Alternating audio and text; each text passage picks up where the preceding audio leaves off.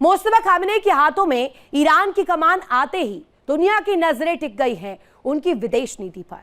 सवाल बड़ा है कि मुस्तफा की इस नई कुर्सी से पुरानी दुश्मनी जारी रहेगी या शुरू होगी नई कूटनीति।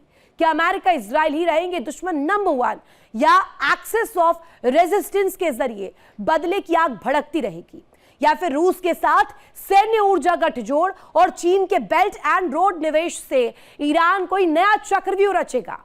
सबसे बड़ा सस्पेंस सऊदी और यूएई जैसे अरब देशों को लेकर है कि क्या खाड़ी में रिश्ते सुधरेंगे या टकराव लौटेगा। खास रिपोर्ट देखिए।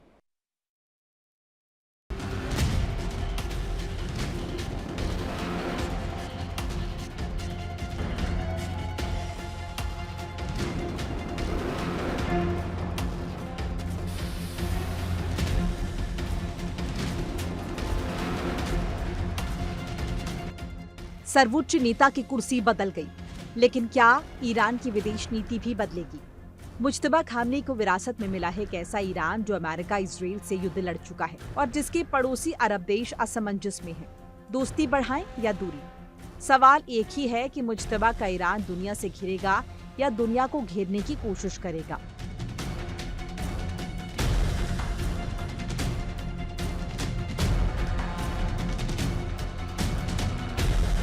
फरवरी 2026 में अमेरिका इजराइल के हमलों में खुद अली खामनेई मारे गए। जवाब में ईरान ने इजराइल, अमेरिकी अड्डों और खाड़ी के अरब देशों पर मिसाइल ड्रोन हमले किए और स्ट्रेट ऑफ हॉर्मुज को बंद कर दिया।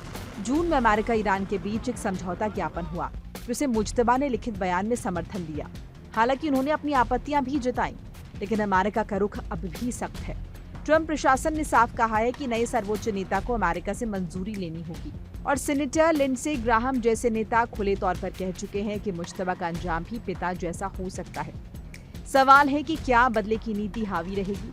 असेंबली ऑफ एक्सपर्ट्स के एक सदस्य के मुताबिक खुद स्वर्गीय खामनेई की सलाह थी कि एक नया नेता ऐसा हो जिसे दुश्मन नफरत करे।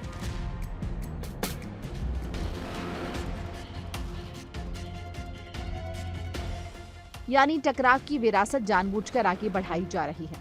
दूसरी तरफ राष्ट्रपति पेजेशियान जैसे व्यवहारिक नेता चाहते हैं कि बातचीत जारी रहे ताकि प्रतिबंध हटे और अर्थव्यवस्था संभल सके। यही खींचतान आने वाले महीनों में मुज्तबा की असली परीक्षा होगी। दशकों से ईरान ने हिजबुल्लाह, हूती और इराक, सीरिया की मिलिशिया के जरिए एक्सेस ऑफ रेजिस्टेंस खड़ा किया था, लेकिन 2024 से 26 के लगातार युद्ध ने इस नेटवर्क को पूरी तरह कमजोर कर दिया। हिजबुल्लाह ने खामनेई की हत्या के बदले में इजराइल पर अटैक किए, जिससे लेबनान में नई जंग छिड़ गई। लेकिन ये जवाबी कार्रवाई क्षणिक साबित हुई। जानकारों का मानना है कि सैन्य रूप से बर्बाद हो चुका ये नेटवर्क अब पहले जैसी ताकत से दोबारा खड़े होने में सालों लगा सकता है। परमाणु कार्यक्रम की बात करें तो नातांज जैसी सुविधाओं पर सीधा हमला हो चुका है। अमेरिका और इजराइल का मकसद ही यही था कि ईरान की परमाणु क्षमता पूरी तरह खत्म हो जाए।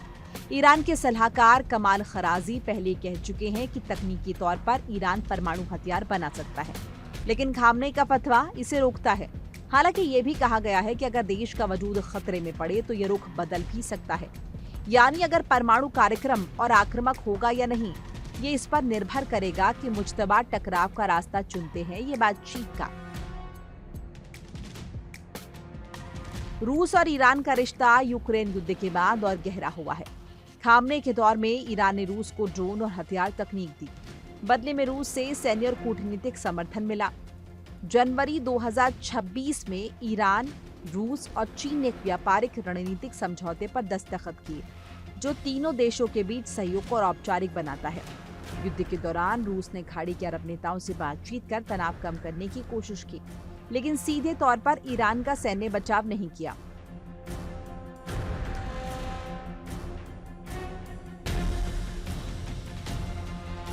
ऊर्जा क्षेत्र में भी सहयोग जारी है। रूस का international north south transport corridor Iran से होकर गुजरता है, जो पश्चिमी प्रतिबंधों को दरकिनार करने का एक रास्ता बन गया है।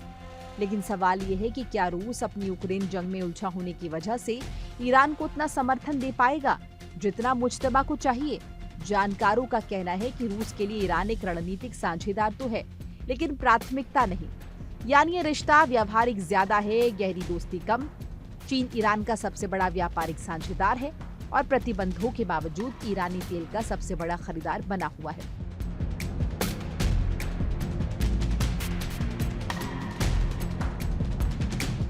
2021 में हुए 25 साल के व्यापक सहयोग समझौते के तहत चीन ईरान में निवेश और बुनियादी ढांचे पर काम कर रहा है। बेल्ट एंड रोड इनिशिएटिव के तहत ईरान चीन के लिए मध्य एशिया और खाड़ी के बीच एक अहम कड़ी है। डॉलर के विकल्प के तौर पर भी चीन की भूमिका बढ़ रही है। क्षेत्र में अब स्थानीय मुद्राओं में व्यापार, जिसे कुछ विश्लेषक पेट्रो युआन कहते हैं, तेजी से बढ़ रहा है। लेकिन चीन की रणनीति साफ है कि वो ईरान का साथ देता तो है, मगर सीधे टकराव में उतरने से बचता है।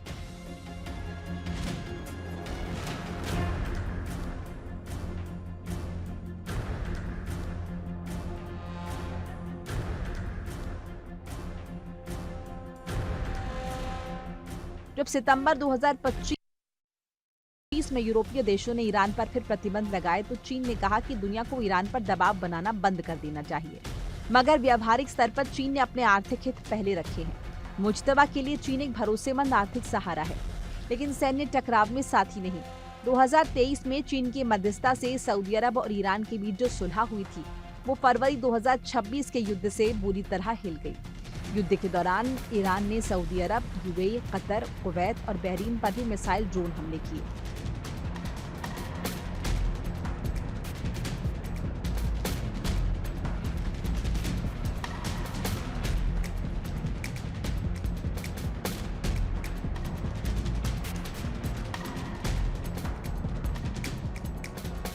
यूएई पर सबसे ज्यादा हमले हुए, इजराइल से भी ज्यादा।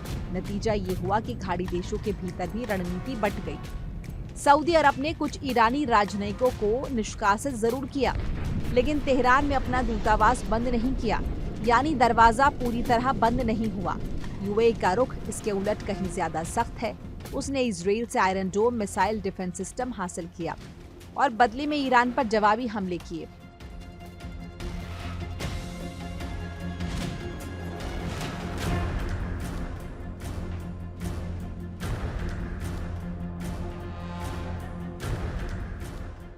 कतर ने भी अपनी धरती पर अल उदेद एयरबेस पर हमला झेला, लेकिन फिर भी कूटनीतिक संयम दिखाया।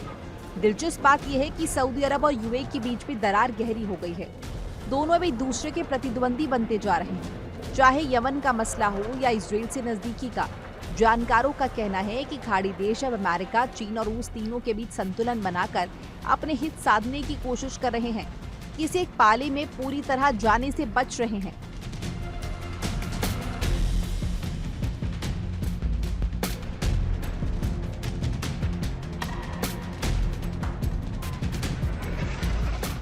कुल मिलाकर तस्वीर साफ है। अमेरिका इजराइल से दुश्मनी फिलहाल कम होने के आसार नहीं।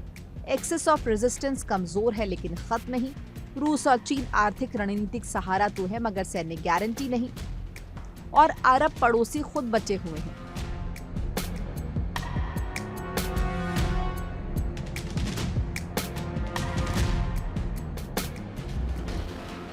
मुज्तबा के सामने चुनाव यही है कि बदले और टकराव की पुरानी लाइन पर चलें या बातचीत और आर्थिक सुधार की नई राह पकड़ें। यही तय करेगा कि आने वाले सालों में ईरान अकेले पड़ता है या नए दोस्त बनाकर खुद को फिर से मजबूत करता है।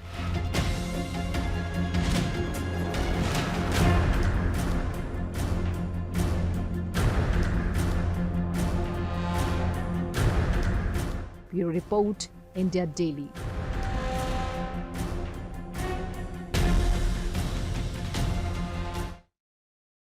तो ललकार में आज के लिए बस इतना ही। कल फिर होगी मुलाकात। आप देखते रहिए इंडिया डेली। देखिए इंडिया डेली 24/7 अब आपके स्मार्ट टीवी पर।